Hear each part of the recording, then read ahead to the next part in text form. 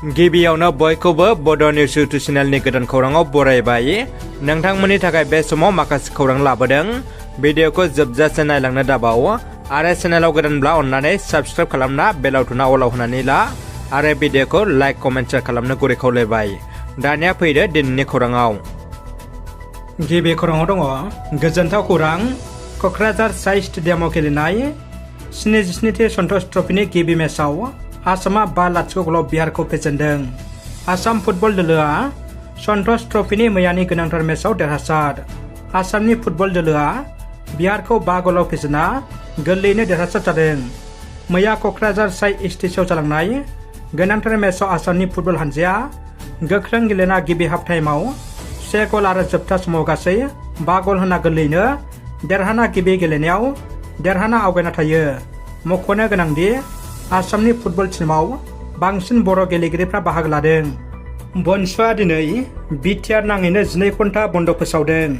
थांनाय 7 अक्ट'बर खालि बड'लेण्ड सोमावसारनायनि मुङाव उदालगुरि मनपुर राजीव गान्धी मिनि स्टेडियामाव बनसुनि जानो गोनां सुबुंगौमा हाबाफारिनि थाखाय उदालगुरि जिल्ला खुंथाया पारमिसन होयैनि हेंथायै बनसुआ खौरांगिरि मेलनि गेजेरजों दिनै 9 अक्ट'बर खालि 12 घन्टा बिटिआर बन्द फोसावदों। मख'नो गोनांदि बनसु फरायसा आफादनि 12 घन्टा बन्द'खौ बिटिआरआव गोहोम खोख्लैनायखौ नुवासै। थांलाय फैलाय हान्था मेला आरो दखान बाजार गासिबो सलासल खुलिनायखौ नुनो मोन्दों। राजखान्थिनि खौरां। क'क्राझार लकसभा बियाबाव बिपिएफ आरो इउपिपिएल दोलोनिफ्राय सोरनो बिजाथि होगोन दासिम मोन्नैबो दोलोआ फोसावना होआखै। दासिम मोन्नैबो दोलोआ रोखा फोसावना होआखैब्लाबो बिपिएफ आरो इउपिपिएलनिफ्राय खाम्फा बरगयारि आरो राजु नार्जारिनि मुङानो आवगायसिना थानायखौ नुनो मोन्दों। बिपिएफ दोलोनिफ्राय आगुनि बिटिसिनि बारग' लेङाइ गाहाय मावफुं सोद्रोमा खाम्फा बरगयारि बिथाङा फैगौ लकसभा बिसायख'थियाव बिपिएफ हानजानिफ्राय क'क्राझार बियाबाव टिकेट मोनोब्ला गेलेनो साखाफारा होनना खाम्फा बरगयारि बिथाङा खौरां बिजोंनि गेजेरजों बुंदों। लोगोसे इउपिपिएल दोलोनिफ्राय इउपिपिएल दोलोनि गाहाय नेहाथारि राजु नार्जारिया दोलोनिफ्राय टिकेट मोनोब्ला दावहारु बायदि बारसोमगोन होनना बिथाङाबो खौरां बिजोंनि गेजेरजों बुंथिदों। मख'नो गोनांदि मोन्नैबो दोलोआ सोरनो बिजाथि होमारगोन बेखौ उन समावसो आबुङै मिथिनो हागोन। बलिउड सावथुन मुलुगनि बयजोंबो मिथिजानाय मुंदांखा फावखुंगुरखौ बुथारनो हुमखि हरदों। मुंदांखा फावखुंगुर किं खान शाहरुख खाननि जिउआव फैदों खैफोदनि गेदेर खौरां। सुलुंनि बायदिब्ला पाठान आरो जवान सावथुननि जाफुंसारनायनि उनावनो मुंदांखा फावखुंगुर शाहरुख खानखौ बुथारनो हुमखि हरदों। जाथायखौ लानानै हादरनाङै खौरां बिजों आरो समाजारि बिजोङाव गोबां सावरायदों। मख'नो गोनांदि किं खान शाहरुख खानआ गावनि जिउनि फारसे खैफोद फैनायनि उनावनो महाराष्ट्र सरकारनिसिम जिउनि रैखाथिनि थाखाय रैखाथिनि आर'जलाइ गथायो। दायो शाहरुख खानखौ रैखाथि होनो महाराष्ट्र सरकारा A+ सिकिउरिटि रैखाथि होनाय जासिगोन होनना महाराष्ट्र पुलिसा मिथिदों।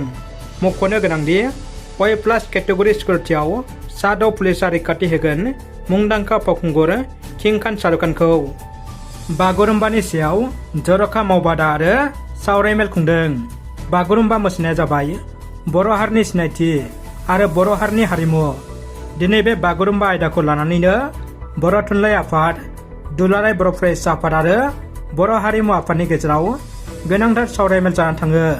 बे सावरायमेलाव बिटिआरनि गाहाय मानगोनां प्रमद बर', बिटिसि हायुङारि गौथुमनि मानगोनां बुंथिगिरि काथिराम बर', MLA लरेन्स इस्लारिजों लोगोसे बर' थुनलाइ आफाद, एबसु आरो बर' हारिमु आफादनि दैदेनगिरि बिबानगिरि लोगोसे गोबां मेलेमजिबि आरो सानजुमैफ्रा बाहागो लायो।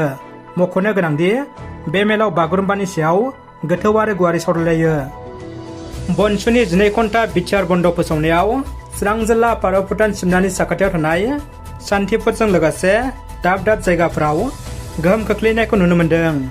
फुंनि समनिफ्रायनो गला खेवनो फैनाय गला बिगोमाफोरखौ गलानि थाला खेवालासिनो दरखं मोखाङाव जिरायना थानायखौ नुनो मोनो। लोगोसे हान्थामेलानि थाखाय थांलाय फैलाय खालामग्रा गोबां गारि मटरफोरखौबो सारियाव थुबुर दोनथुमनायखौ नुनो मोनो। बन्द फोसावनायखौ लानानै गलादार आरो मटर सालायना जाग्रा एबा न'खर खुंग्रा सुबुंफ्रा गोथौ दुखु मोननाय फोरमायदों।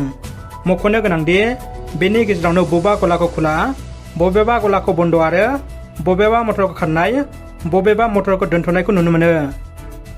एबसुनि गले गले सोमावसारनाया दिनैसिम जेबो फिथाइ थायाखै। दिनै फिन आरोबाव भाइस चेन्सेलर लाइस्राम लाद्दुसिंखौ बिबाननिफ्राय बोख्लायनांगौनि दाबिजों बड'लेण्ड मुलुगसोलोंसालि लांगोनायाव एबसुनि धर्ना हाबाफारि। बड'लेण्ड मुलुगसोलोंसालि लांगोनायाव दिनैबो फिन एबसुनि सोमावसारनायाव गोमखांदों। लाद्दुसिंनि हेंथायै एबसुनि बानजायनायाव गोख्रों खुद्रिसारनाय दिन्थिफुंदों। जेब्लासिम भाइस चेन्सेलर प्रफेसार लाइस्राम लाद्दुसिंखौ होखारा अब्लासिम गोख्रों सोमावसारगोन होननानै एबसुआ खौरां बिजोंनि सिगाङाव गोख्रोङै बुंथिदों। दिनै फुंनि 5 रिंगासोआव गोबारै बारनाय बारा चिरां जिल्लानि सिङाव थानाय बिजनी खोला गारगाव गामियाव गोबां खहा खालामदों। दिनैनि बे बारनाय बारा खोला गारगावनि 104 नं गारगाव गुदि फरायसालि, शिव मन्दिर वाटार साप्लाइ आरो अंगनाबादि सेन्टारनि थिं बायदि बाथामफोरखौ बुखारना लांदों। लोगोसे गोबां बिफां लाइफांफोरबो खहा खालामो। आरोबाव गारगाव इंराजि गेजेर फरायसालिनि गासै थिं आरो बाथामखौबो बुखारनानै लांदों। बेनि थाखाय गारगावनि रायजो राजाफ्रा प्रमद बर' दैदेननाय सरकारनिफ्राय अनसुंथाइ मोननो लुबैदों। थामथि महिनी बसुमतारी गोसोखां ट्रफिजों लोगोसे रां बान्था जोलुर बादायलायनाया जागायबाय। चिरां जिल्ला बिजनी दख'रानि सिङाव थानाय मंगलियान दालाइ एबसु आरो रुंसारि महिनी बसुमतारी गोसोखां ट्रफिजों लोगोसे रां बान्था जोलुर बादायलायनाय खुंफुं आफादनि बानजायनायाव थामथि महिनी बसुमतारी गोसोखां ट्रफिजों लोगोसे रां बान्था जोलुर बादायलायनाया दिनैनिफ्राय जागायबाय। बे खेलाखौ देग्लाय रुंसारि महिनी बसुमतारीनि जोनोम गामि एबा मंगलियान दालाइ एबसुनि सिङाव थानाय नवापारा गामिनि गेलेग्रा फोथाराव खुंफुंनाय जादों। दिनैनि बे बेखेवजेननाय हाबाफारियाव गिबि हाबाफारि बायदियै रुंसारि महिनी बसुमतारीनि सावगारियाव बिबार बावजेनो रुंसारि महिनी बसुमतारीनि अनजालि बिसि सबिता बसुमतारीया दिनैनि बे बेखेवजेननाय खेलाखौ बेखेवगिरि महरै बेखेवना होलाङो बिजनी जिल्ला इउपिपिएलनि आफादगिरि फनिन बर' बिथाङा। लोगोसे दिनैनि बे बेखेवजेननाय खेलाखौ गेलेदोंमोन आर'नाइ क्लाब साम गामिनि हेंथायै अलंबार क्लाबा। दिनैनि बे खेलाया जोबजासिमाव आर'नाइ क्लाबा अलंबार क्लाबखौ 4-1 गलाव फेजेननानै देरहासार जानो हायो।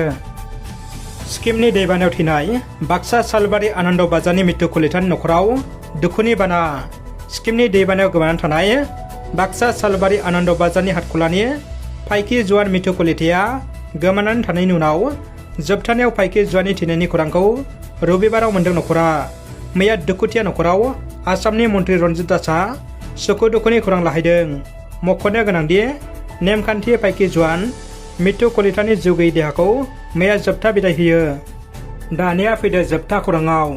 धेमाजि जिल्लानि सानजारि नोगोर सिमेन्ट सापरियाव थानाय बर' कछारी अनसाइ गाव हायुङारि खुंथायनि आलासि नबलाङाव खौसेथि बर' सुबुं आफादा मोनसे मावफुं मेल जुथुमो।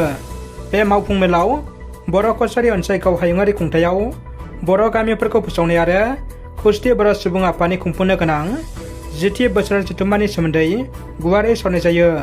रायखांनो गोनांदि मावफुं मेलनि गेजेरजों खुंफुंनो गोनां 10थि बोसोरारि जथुम्मा सराइदेव जिल्लानि बेगेनाबारियाव जानुवारि दाननि 28 आरो 29 अक्ट'आव साननैनि हाबाफारिजों खुंफुंनो थि खालामनाय जायो। मावफुं मेलाव खौसेथि बर' सुबुं आफादनि आफादगिरि मनरन्जन बसुमतारी, गाहाय नेहाथारि पीताम्बर ब्रह्म, लेङाइ आफादगिरि बादल मोसाहारिजों लोगोसे गासै मिरुनि मावफुं सोद्रोमाफोर आरो मोनफ्रोमबो जिल्लानि आफादगिरि आरो गाहाय नेहाथारिफ्रा बाहागो लायो।